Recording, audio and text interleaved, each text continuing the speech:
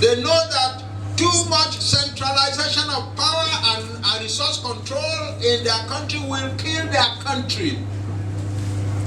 And they keep taking step after step to make the separate units stronger and stronger. I am urging you young people of Nigeria, especially our young journalists, make yourselves familiar with these facts and make your voices heard in the affairs of your country. Much of what the politicians present to their people as necessary for the interests of their people are really not so. The masses of people in all parts of our country are suffering from desperate poverty. It is not true that upholding an excessively powerful federal government that controls all resources, that it benefits a part of Nigeria more than, no, it doesn't. It doesn't benefit any part of Nigeria. The North is poorer today than in 1960. The Western region is poorer today than in 1960. The Eastern region is poorer today than in 1960. The over-centralization of power and resources has resulted in poverty for our people. I once wrote a paper for a conference at which I was trying to tabulate the losses that we have suffered from over-centralization. When I was younger, when I was a student in Christ school, and then later in Ibadan, we used to have a litany that we used to read. Nigeria is the largest producer of groundnuts in the world. Nigeria is the largest producer of palm oil in the world. Nigeria is the largest producer of palm kernels in the world. Nigeria is one of the largest producers of cocoa in the world. Nigeria is the largest producer of tin in the world. It was a litany that we young people used to recite with pride. All of that has been killed.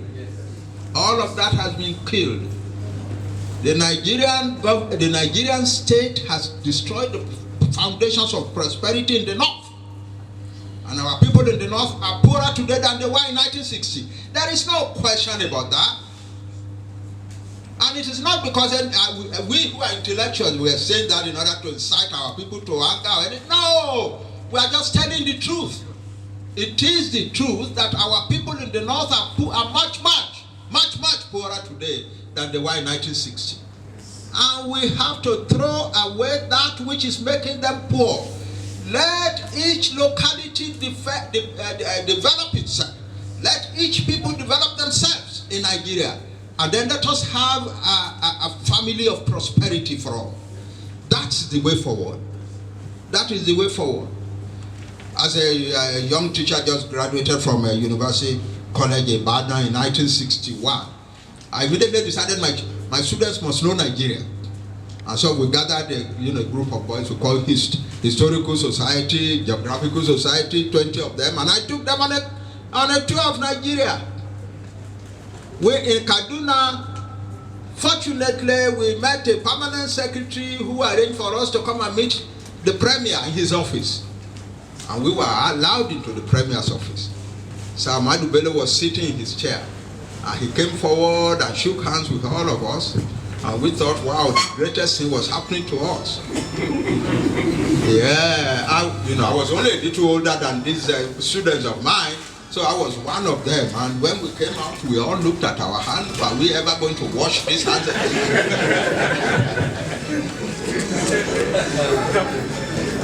And he took a few minutes, the great man took a few minutes to talk to us about, we know that we're starting later than the South, the West, and so on, but we are fighting to catch up with them. And we were proud to hear that.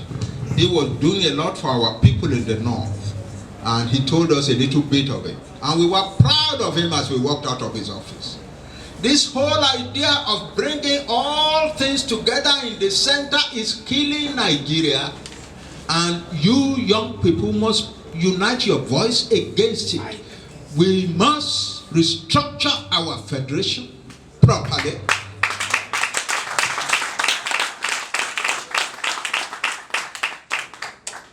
That is the only way forward. It can produce prosperity. It will produce prosperity. And to keep quiet and say nothing about it, and to keep governing without any reference to that, I think is a disservice to our country. And we need to tell our leaders so.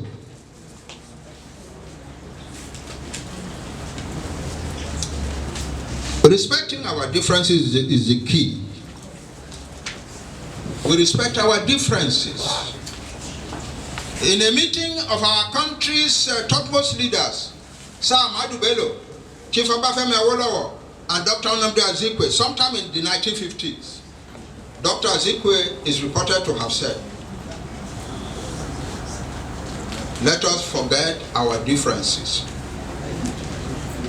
Sir Ahmadu Bello answered, "No, we cannot forget our differences. We should respect our differences." Both really meant the same thing, namely that we should recognize that we are different nationalities in this country,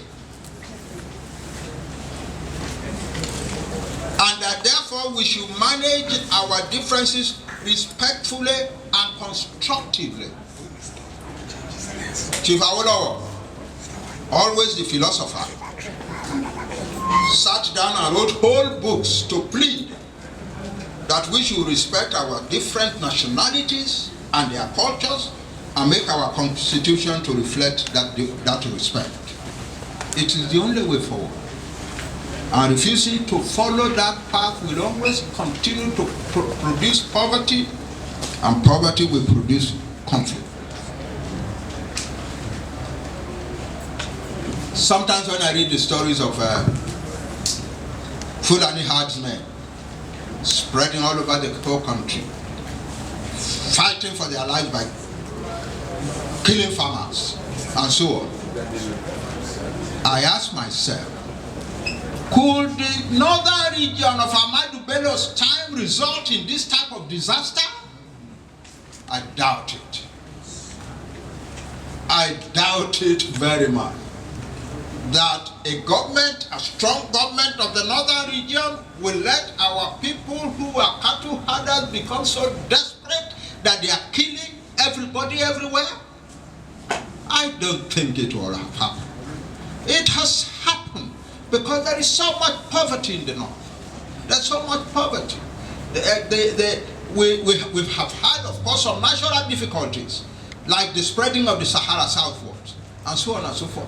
But it can be managed by a strong regional government. It can be managed. And even if we have to ask permission in the other parts of Nigeria for these cattle people to have areas where they can graze and so on and so forth, we would have done it in a more orderly fashion. It will not begin to look as it is now looking, as if the Fulani are out to wipe out the rest of us. Again, what is happening? Poor people fighting poor people. That's what is happening. The Fulani herdsmen are up against powerful natural forces. There is no government helping them. There is no government coming to their aid. And so they go against their brethren who are farmers. And so the two fight in the bush and kill one another. We must create strong regional centers of development that then make it possible for Nigeria to move forward.